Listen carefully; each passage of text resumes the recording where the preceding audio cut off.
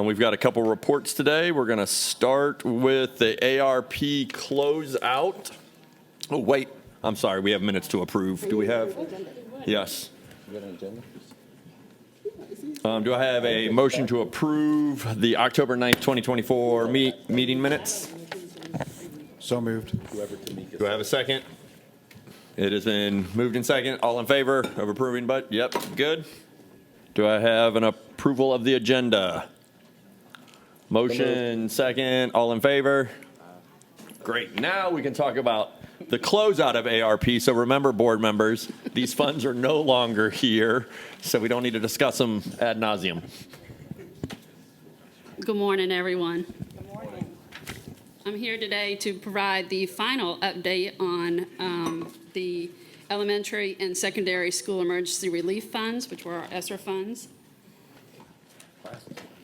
So just grants managed by compensatory programs. On the left are the ones that we do yearly, and then the ones on the right are the ones that we picked up through ESSER. And the only two that have not been closed out but are in the process of closing out are the two American Rescue Plan and then the American Rescue Plan Homeless. So CARES 1, we've been through all this. I'll just go through it quickly. We received $10,929,786. This closed on September 30th, 2022. We spent 100% of our funds. It was spent on PPE, cameras and microphone, remote learning software, iPads, Chromebooks, the temperature kiosks, prepackaged meals, cooler bags, network infrastructure, and classroom projectors. Then we had ESSER 2, which is the CARES Act 2. We received $44,088,599. This closed on September 30th, 2023, and we spent 100% of the allocated funds. And with these funds, we had learning loss software, summer programs, studies weekly, DBQs. Again, we had more PPE supplies, the prepackaged meals and utensils, technology for both students and staff. We purchased a low-touch fuel systems for the buses, two-way radios, Operation Ignite and compensatory services, summer teacher conferences, summer curriculum writing stipends, and COVID testing. So the ARP funds, which were ESSER 3, the district received $99,088,044. The grant ended on September 30th, 2024, but we requested an extension to December 15th. So currently we're at 91.1% spent, which is $92,223,540.61. And we have currently $5,662,569.93 in encumbrances. And then that leaves us with $1,201,933.46 for indirect cost. So American Rescue Plan funds were used on the Wellness Center and wellness counselors. We had various positions in the district. We had Dean of Students, Assistant Principals, Technology Support Staff, Contact Tracing Assistants, Learning Specialists, ARP Purchasing Agency, and ARP Clerk. We purchased instructional software, iReady, Nearpod, Illuminate, iReady, and LightSail. Summer programs for staff, transportation, and supplies. We did incentives for the vaccine, retention, school nutrition employees, and transportation. We have purchased math and science manipulatives, Lysol disinfecting wipes, and sanitizing supplies. We purchased interactive boards, Chromebooks, and staff laptops. Again, we did the Teaching and Learner Summer Conference, so we had speakers, stipends, and supplies. We had more COVID testing, and two of our last big purchases were the water bottle filling stations and installation, which is currently happening in the schools across school and district buildings across the district. And we have also purchased 2 flight simulators. The encumbrances that we are working to close out so we can close this grant by December 15th are the bottle fillers, the installation of them, cleaning supplies, the flight simulators, technology, science lab materials. We have some IEP tutorial referrals and professional services. And then this is just, even though this grant is ending, the technology and the equipment purchased with it still has to be used for the intent and purpose for which it was purchased. Are there any questions? Go on ahead, Ms. Hall. So you're saying anything that needs to be maintained going on, we have the funds in place and things won't stop just because the grant has stopped. We will maintain and continue to use the software and everything else that we got. Yeah, well, if you look at like purchases for iReady and Amira, that's been purchased for this year. So for the coming school year, next year, 25, 26, the district would have to look at putting that into the district budget in order to continue funding it. Okay, so that's something that we as a board then have to realize that we're going to have to step up now. So, yeah, to go supplant. on ahead. And I'll just say that as a part of that, this connects back to our return on investment conversation. So before we bring it to the board to ask for general funds to sustain it, we would be doing a return on investment analysis before we bring it back to you so that we can make sure that we're asking you for something that indeed had impact and not just asking to keep something just Going. because it's present now, if that makes sense. Yeah, and I'm sure when we initially decided how to spend the grant money, we had tangible goals that we hoped the program would meet. Am I correct? We didn't just say, oh, yeah, let's get a mirror. We said, look, looks like a mirror. I'm just saying, how will we know if it did well if we don't know what we were hoping for in the beginning? I wasn't here when a lot of the things That's were true. present. Yeah, Right. that's true. The software, basically all of the software in the grant, we were already using prior to I thought us so. receiving the grant. But Okay. it's like Dr. Watts mentioned, now it's time for us to really evaluate those programs, especially the software, to make sure we want to continue using them. Which we would be doing anyway. Yes, ma'am. Okay.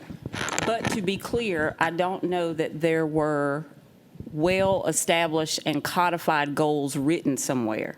So a lot of those things were purchased, and whoever presented it for a purchase probably had a goal in mind, but I'm not sure that that goal was articulated somewhere that we could go back and refer to. Does that make sense? I guess our memories are not going to, we're not going to be able to.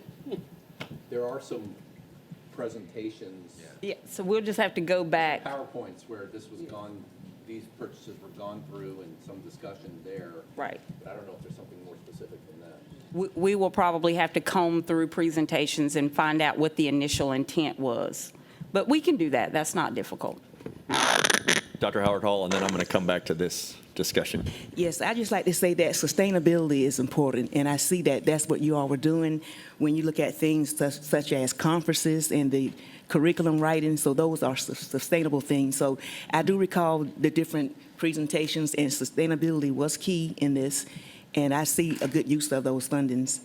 And the last 2 summers, they've curriculum and instruction has put on the teaching and learning conferences over the summer, and they have been very well attended. But if there's been any follow through to see whether or not that everything's being implemented is not in my department, so I'm unsure of that. But I know they were very highly attended. Okay, thank you. So on the conversation that we're having that Dr. Watts was, there was intent in all of the purchases to move the needle, whether it be academics, whether it be teacher retention, yada, yada, yada. But it was never written, this is how we're going to measure, the teachers come to that conference. Was there a follow-up to see 85% of the teachers that went to that are now implementing this, and that implementation has moved this needle for these students, which is what I do believe Stacy's doing with her team, which is wonderful, and that's why we're having this conversation. So my big, and that's what we need to continue to do, and that we'll have that lovely big spreadsheet again of stop, start, add more, reevaluate anecdotally or however you feel, because I'm sure you're in conversations on return on investment with some of these funds. What are we maybe looking to be pitched from ESSER and ARP that worked? We might not have perfect data on it, but we want to continue it because we're going to now look for that data. Is there anything, and I'm not trying to say you're putting something out there that's going to happen, but from the expert that's been dealing with these funds, what do you think went well? What are we maybe going to see in the few months, leading up to the budget that might be on that, we're getting rid of that, or this is somewhere where you better be prepared as a board member, this is coming in to be in the general fund? Yep. So I think it would be important, and we don't have it present for you all today, but we do have it, a program inventory. And our program inventory that we have is going to mention a lot of these things. So that's going to be the best place to answer your question if we cross-reference those two things. I would say anything particularly related to our curriculum implementation, which would include Amira would be on there. Likely things that are related to COVID specifically, like COVID testing, prepackaged meals and utensils. We'd probably be able to give you a number on how many things were distributed or how many people were impacted, but we're not going to be able to tell you what the impact of those things were. But, right. I don't need the impact, but I think when you start pitching the programs you want in the general fund or whatever fund that's moving forward outside of ARP, if you could say, hey, this is something that we began or that we funded throughout our, like with Amira, it was already funded before, then we funded it with ARP, and now we're going to continue to fund it. I think that will help board members know that this wasn't some new shiny thing. This was already there. We just funded it a different way when money came from the feds, and now we're going to have to pick it back up. Or this is something that was brand new, and we think it should continue with some rationale. That's all I'm looking for. Yep. Yeah. One Yes. of the things I would say is the wellness center and the wellness counselors. I think when our students came back from being at home for that extended length of time, some of them came back with some issues, and I think the wellness center and the wellness counselors is something that would need to continue. Of course, that's my opinion. Yeah, and again, I'm not trying. We aren't going to say Missy said. But I do want to Just point one out, item. since she mentioned the Wellness Center, there are a number of positions that we included in the current budget, FY25 budget. So if you go back and look at your notes, there are a number of positions that we rolled over from the grant into the general fund. There's some software that was in the grant that we put back in the general fund. So there's a good bit of it we moved already back to the general fund throughout the budget process. There's just a handful of software programs that are left. But our plan is to bring forward the inventory, I believe possibly at the January meeting, just to give you a status update of where we are. Yeah, in that and I process. think the history that I was saying kind of helps. Yes. Like, because we up here forget quite often that was paid for, came out, came back in. Right. Just so we Same with- remember, so it doesn't. And then when people ask, well, you bought that new thing, like, well, no, we've always paid for that. It's just it got funded by something different because, yay, somebody was giving us different money. Yes. That's all. Summer school will continue. It's just going to have to be funded, Yeah. through different funds now. So, there are some things that will continue. just And funding again, I different. think it's just important that as we move forward, when we start things like the Wellness Center, we have a specific data point named on the front end to say, we're going to purchase this, we're going to have counselors and positions, and this is the anticipated impact.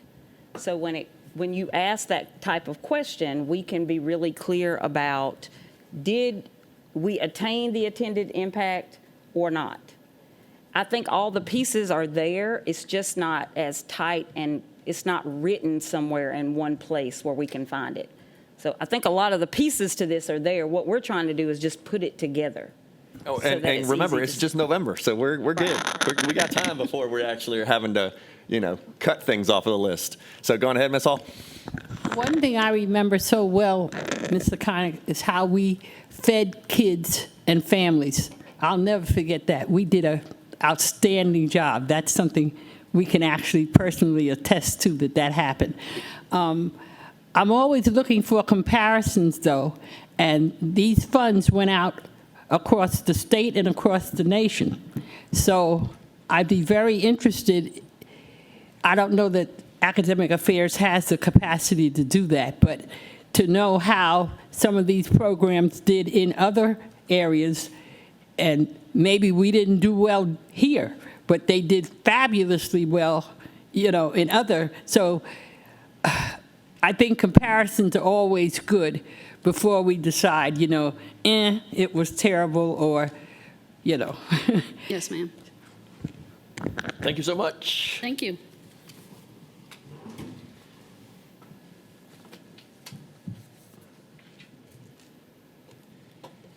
And I'm going to have Ms. Cooley actually do the budget process first because I feel like we won't have as much. Is that okay with you to do the calendar? revenue one or the The calendar? calendar, yeah, because that's I fine. hope we don't have a ton of questions on the calendar. These are just all your calendar invites, save the dates. We'll get it in a magnet form so you can put it on your fridge. Okay. Good morning, everyone. Is it still morning? Yes, it is. How is everyone today? I hope everybody's doing all right. The first thing I'm going to talk about is the calendar for this year for the next year's budget process. The first thing on the first slide is just our strategic map. And of course, as far as finance, it falls under the stewardship area. Maintain an effective budget process that ensures an equitable allocation of resources to provide high-quality educational services. So that's our goal. This is our tentative budget, and I'm presenting it so that when it is voted on generally in January, you'll have time to look it over, see if we need to move anything around, change dates, or if something needs to be added. It is similar. October was just our Finance Advisory Committee. We've started our enrollment process right now. We're looking at where places were redistricted. We're in discussions with operations so we can find out where the kids are moving so we know how to do projections for our enrollment next year. January, everything kind of gets going really fast. That's where the calendar that you're looking at now, y'all will decide what dates, the approval dates. We'll be sending out our per pupil allotments to the school sites in January and our staffing projections. February is our advisory meeting. In March, we begin the surveys and presentations about what the public wants. We start putting that out there and talking to different groups, the professional senate of the teachers and the public, and ask them to go online and fill out what they're looking for in a budget for next school year. The preliminary budget book goes to, the draft goes to the superintendent on the 9th. We start doing our press releases, the big things in April. We have to have 2 public hearings, which will be on May 7th and 14th. We then also, starting in June, we are going to, those are our millage rate hearings, and that is going to be happening. We've got on the calendar for June 11th, the morning at 11 a.m. and our evening at 6 p.m. that day, and then our third hearing on the 18th at 6:30. Our items of focus for next year are inflation is increasing, so we're trying to keep up with the cost of employee compensation, our salaries and benefits, building maintenance, facility renovations, our need for additional qualified teachers, the literacy skills for students, and classroom supplies. We are also focusing on needing more buses and bus drivers for our students. Food service, we're looking into different ways of providing nutritious and affordable meals for all. Safety and security, emergency preparedness, money for that, surveillance and staff training.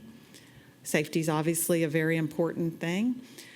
Establish clear policies and expectations for artificial intelligence, AI use. That's another focus that's coming at us real quickly, and we probably need to look at establishing what sort of policies and how to determine if people are using AI to do things maybe they shouldn't be, like their schoolwork.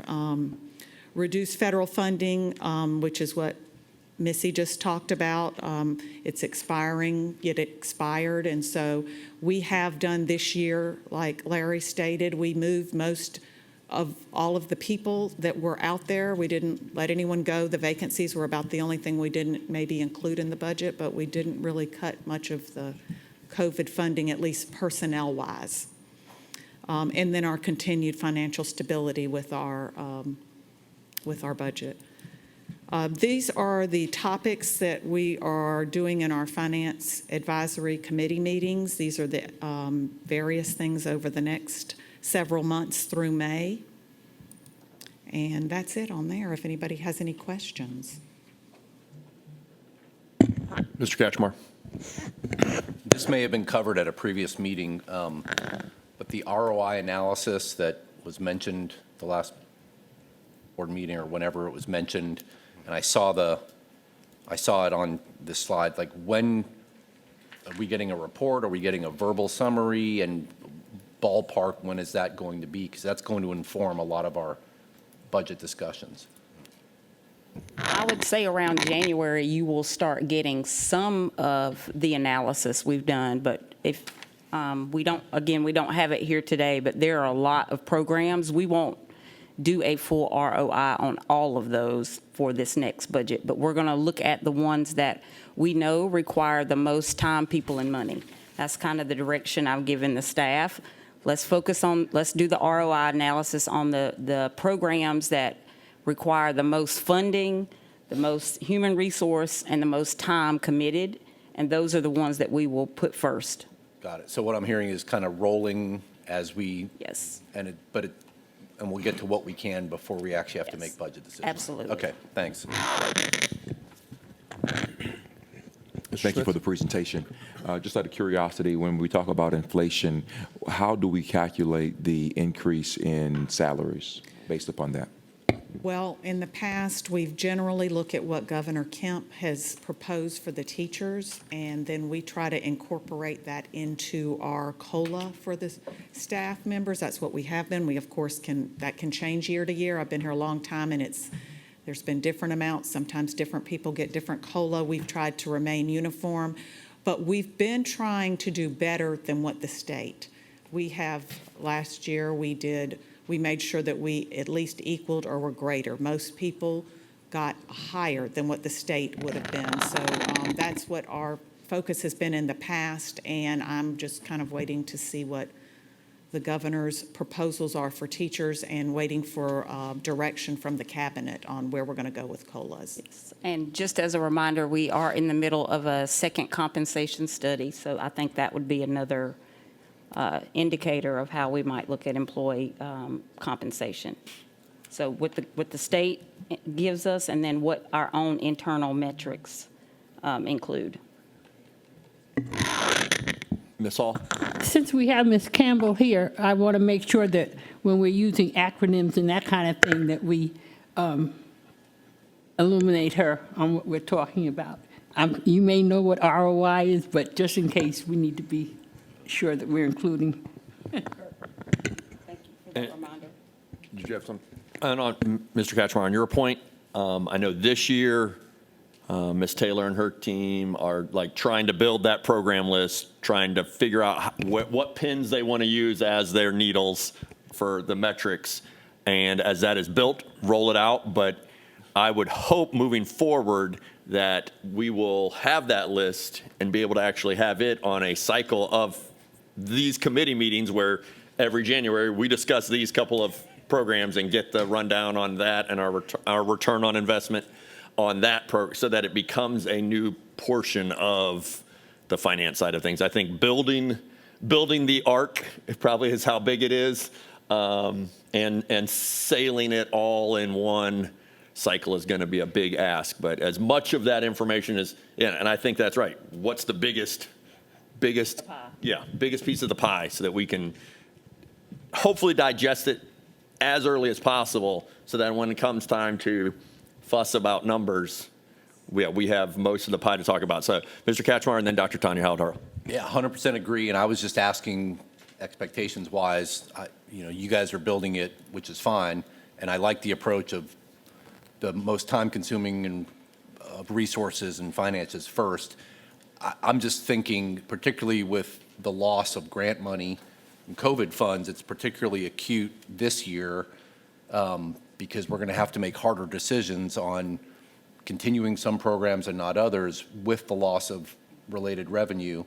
So that pushes the millage issue, particularly when we're going for East Plus next year in theory. So I do want to highlight what Mr. Jackson said. Most of the things that we felt last year had a good return on investment. That's what ROI is, return on investment. We already moved into the general fund. So it will lessen this list quite a bit of the things that we need to talk about moving from AARP over to the general fund. But there are programs that we're currently funding in the general program that we need to do a return on investment on as well. agree, and I think back the last 5 years, I think. You stand up there and say, this year we have an additional $15 million in unfunded mandates from the state and increased TRS costs, and we got to buy the same radio for all of our first responders, and buses now have to be painted Amarillo yellow instead of Big Bird yellow. And so, but we know every year we've got another 14 or 15 million. You just gave them something new to pass along. I know, right? Orange. Yeah. Got it. Thank you. Dr. Town-Haldwell? I know that we're having a compensation study. Have we considered compensation internally for our administrators, for example? For the most part, we pay our teachers and administrators based on their certification and their years of experience. But have we considered enrollment, whereas some school principals may have 300 students as opposed to another principal with close to 2,000, and they're all on the same pay scale? I know that in some different districts, they do include enrollment that has a big impact, and it's more responsibility on that administrator. So are we looking into that? I will defer to Mr. Ray, but I will say my current understanding of how we fund our administrators is very similar to what you just described. Aspirationally, I would like to look at some differentiated pay depending on things like enrollment, poverty, programs. The complexity of a school matters, and all leadership at every school is not the same. And so I do think there is a need to look at complexity and how do we not only do that in terms of compensation, but even how we do it for staffing. And that was a conversation we had as recent as yesterday. Do we have a formula in place that I refer to as weighted student staffing? So if you have a school that has a large majority of poverty, large majority of special education, are we supporting that school in a differentiated way? Do teachers and principals get paid differently? Do the staffing allocations look different? So I think what you're referring to is definitely something that I'm interested in. It's aspirational. But I will turn it over to Mr. Ray to fill in other gaps as it relates to the study. Yes, and Dr. Watts is correct. I think those are the things that we want to be able to get to. To answer the question directly, we have done some assessments in the past. Godley Station was one that we always paid that principal more when there were 1,600 students compared to other principals. So we have done that on a limited basis. We do get those inquiries about high school principals in particular because of all that they have to do with all of the extracurricular activities. So those are something that we will continue to revisit. Once with this compensation study, the value of it is we're comparing it with other districts, over 20 other districts that are in Georgia, and I think Charleston and Jacksonville are part of that as well. But it will give us an idea of what other districts do. So we can see those things that other districts are doing related to that once we go through this certified study. So what you're talking about is the certified side, and that's what we'll be doing right now, looking at those things related to principals, related to district administrators that are certified as well. And that's what will be happening with this study.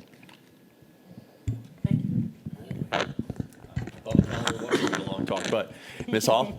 Just real quickly, I'm so happy to hear Dr. Watts say, looking at the complexity of schools, because I was a principal at some schools where I couldn't get to the kids because the parents were there every day wanting to do everything. So in many ways, it made my job much easier.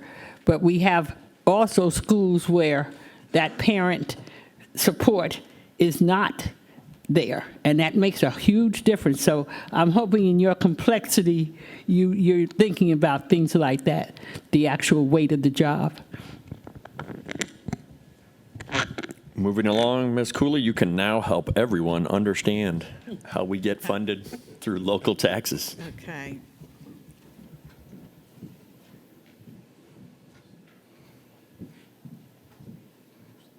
Okay, I'm going to go over a brief presentation on understanding our local tax revenues.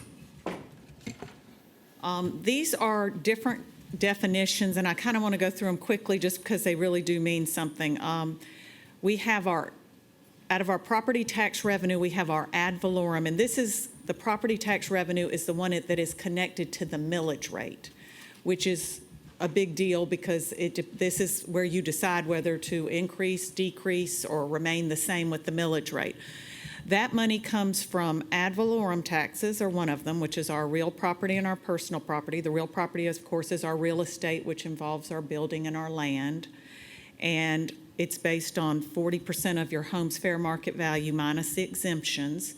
And a big thing I want to point out here, because a lot of people kind of will put the blame on us for the amount that their housing is assessed, but that is not done by the Board of Education. That is determined by the Chatham County Board of Assessors. So if your property goes up a lot, even if we don't raise the millage rate, if they've increased the value of your property, obviously your taxes are going to go up. So that is not determined by us.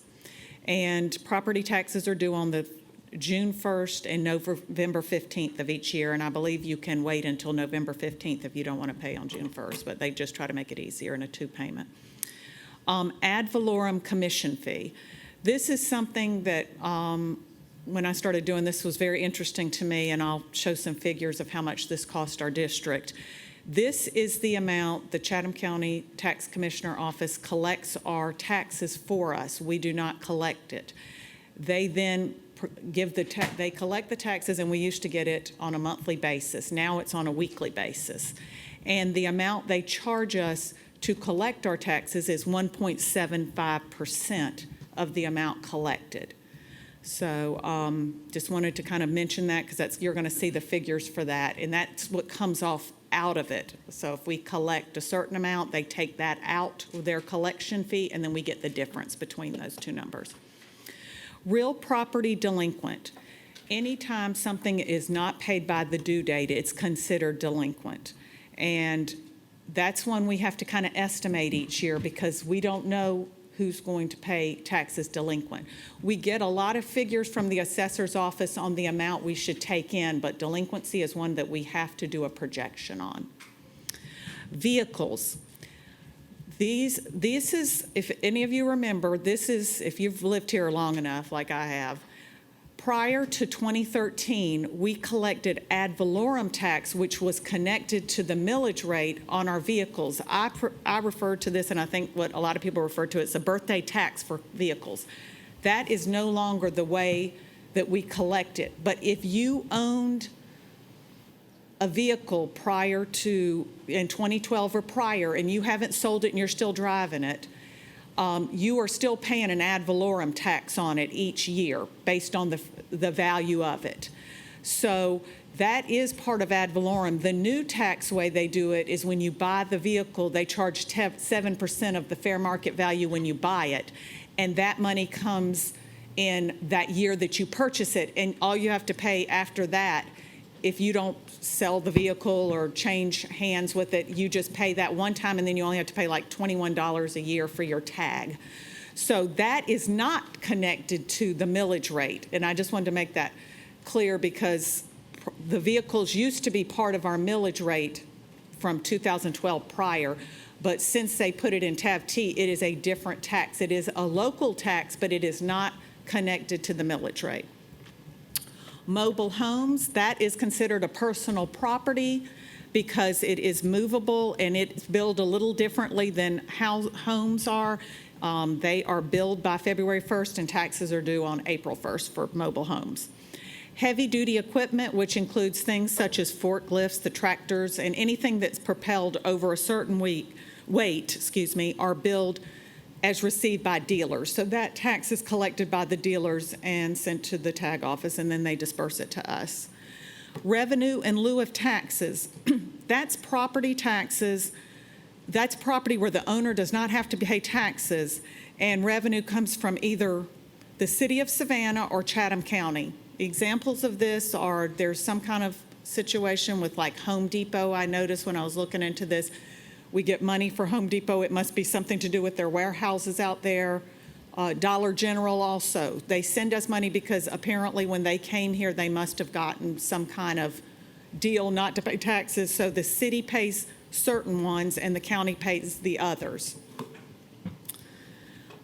This is local revenue on this slide that is local, but it is not connected to our millage rate. So if you change the millage rate, this will not affect the total amounts that we get for these items. And one of them is the one that replaced the vehicle ad valorem in 2013, which is our TAV-T, our title ad valorem tax. It's a one-time tax paid when vehicles are titled or when ownership changes, and it's 7% of the fair market value. That is not connected to the millage rate. Also, we get money from real estate transfers. That's collected and dispersed by the clerk of Superior Court. That's on intangible taxes. It's like some deeds and real estate transfers. So that is also not connected to the millage rate. And I put this down here because one of the things when I'm going in and we're trying to do a projection is we review the prior 3 to 5 years of history to kind of get estimates. I have many, many years, but we try to look at more in the past 3 to 5. We will go back even further because we do have a lot of data on it. So we do that, and we have to come up with projections before, when we start this process. And then the assessor's office, usually at the end of May, beginning of June, they send us their numbers. And at that, we take a certain percentage of that, what we expect to collect, and then we do project the delinquencies because they don't give us anything for that. And that's how we come up with our projections. Setting property tax revenue, setting the millage rate. The millage rate is set to levy property taxes necessary to fund the local revenue necessary to meet the board's goals in the tentative or the approved budget. Early estimates of change in tax digests are provided by the tax assessor's office, which it assists us in revenue projections for property taxes. We have to consider many local factors when we're doing this. Plant closures, residential growth, property value reassessments, which has been a big thing locally. We have had a thriving economy in Chatham County, so the majority of people's property, as well as this is nationwide, has gone up a lot. So that is also considered. And then we consider tax abatement agreements. This slide is just showing you a blank form of what the tax digest looks like. Of course, it has a lot of numbers on it when we get it each year, but this is what the form looks like. This is our actual local property revenue, and these are the revenues that are connected to the millage rate. These are not the TAV-T, which doesn't have to do with it, or the real estate transfer. These are only our revenues which are affected by the millage rate. And these revenues here show from 2018 what we budgeted through 2021. In 2018, as you can see, we budgeted $212.7 million for local property that is connected to the millage rate. What we actually received was $3.2 million less than our projections. So we projected less. That was back, our millage rate at that time was 18.881 mils, if you recall. We go into 2019, and as you can see, our adopted budget was $252.6 million budgeted. We also underestimated our, we overestimated, excuse me, and I hope I said that right before, we overestimated in 2018 and 2019 our revenues from what we actually received. As you can see, in 2019, we only received 251.1, so we were short about $1.5 million in 2019. In 2020, we projected revenues of 261.8. We only collected 255.2. So we projected $6.5 million less than we actually received. Now for 2018, 2019, and 2020, that was when the millage rate remained the same. It was 18.881. This is when, if anybody that's been here a while can recall, our fund balance was low at that time, and we were doing tax anticipation notes, which nobody wants to do. So that's one reason we had increased the millage rate at that time. Well, starting in 2021, we started to become more healthy on our fund balance. So that year, we went down from 18.881, which was in 2020, to 2021 became 18.131, which was a reduction of 0.75 mils. As you can see, that year, even with the reduction, our projections were higher than what we actually received. We projected $274.9 million. We received $274.4 million. So we were off a little less than $500,000 that year from what we projected. So for those 4 years, you can see that we were actually over-projecting our revenues. In fiscal year 22, we projected $277 million in revenues, and we collected $272 million. So we projected $4.8 million more than we actually received. And in that year, our millage rate, our millage rate remained. Nope, the millage rate, went down to 17.631. We reduced it again by 0.5 mils. So when we get to 22, we went down another 0.5, and we're down to 17.631 mils. So in fiscal year 23, we projected revenues of $313.3 million, and we actually collected for the first time in 23 more than we projected, which was $316.3 million, which was an increase of $2.9 million. So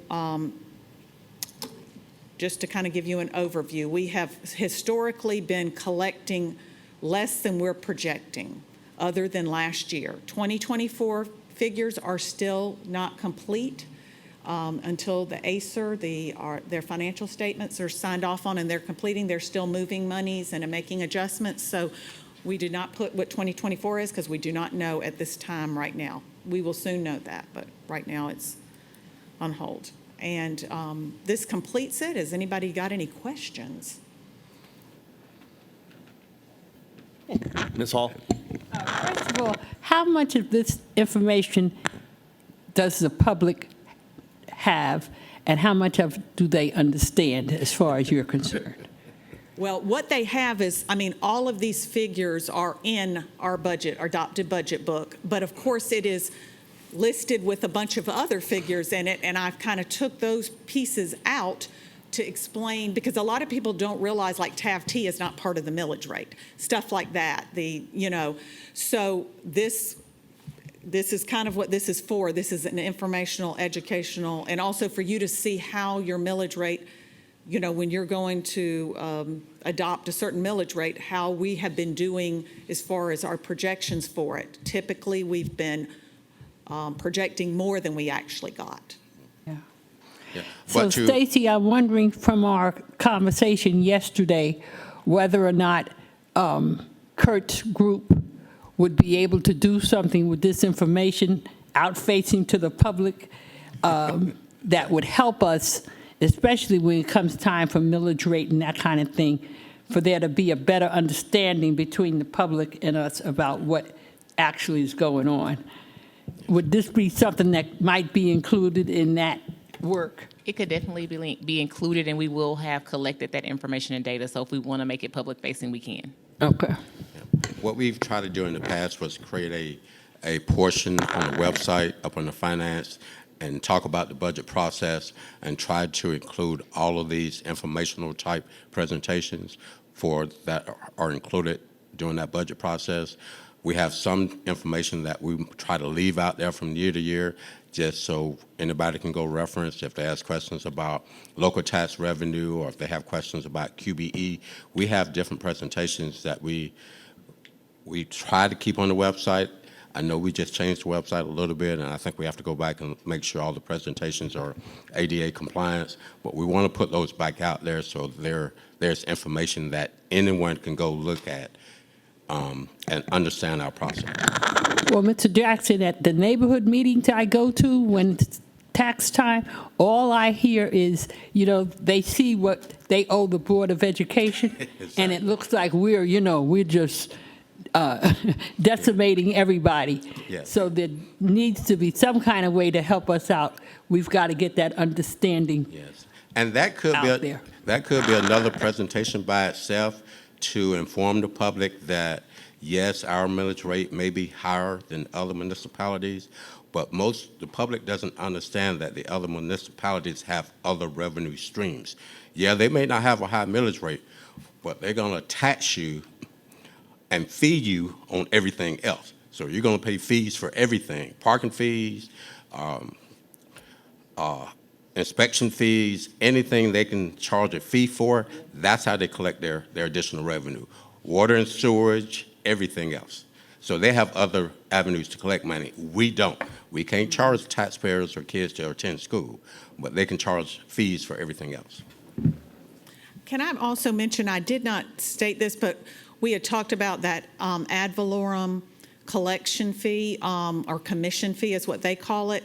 And I just wanted to point out that second row, that is what they take out to collect the money for us. So I just wanted you to realize, like in '23, $5.7 million is what we pay for the collection of our money from. So we lose. I didn't mention that, but I had wanted to kind of just make that known because a lot of people don't realize how much it costs to collect that money, to pay the county. And we pay the county for that. And she points that out because internally for years, from day one, it's always been kind of an inside joke. Okay, we fund the entire tax commissioner's office budget just from what they collect from us. City of Savannah collects their own taxes, as you notice. That's why there's this like a separate thing. They do their own, but it's a lot more trouble than people realize. But you don't have to have them collect it, but it is. I just kind of wanted to point that out because that is something that some people don't understand, Ms. Grabowski? So to the point of making this public facing, can you go back to that, Ms. Cooley? Certainly. I know this is probably pulled directly from the description that's in the software and so forth, but if we can make the language more clear in our presentations, I think that would be really helpful instead of it saying add call fee when people aren't going to know what that means. Right, exactly. Say fee paid for, just make it a little bit more user-friendly. It all ties to this page, too, if you want to go back and look at it. That's why I tried to kind of put And I what do it know I was. came in late, so. Yeah, it was on slide 2. I went through what each one was and where it came from and where. But even that, ad valorem commission fee doesn't really translate to what is on that table. So We just can make it make more that user-friendly. adjustment. And then to Mr. Jackson's point about, if we do that public-facing document, how are we different from a local government? Local government provides water services, sewer services. They send you a bill for those services. Our services are included. So I think, again, just making some of that a little bit more user-friendly can be helpful from a communication standpoint.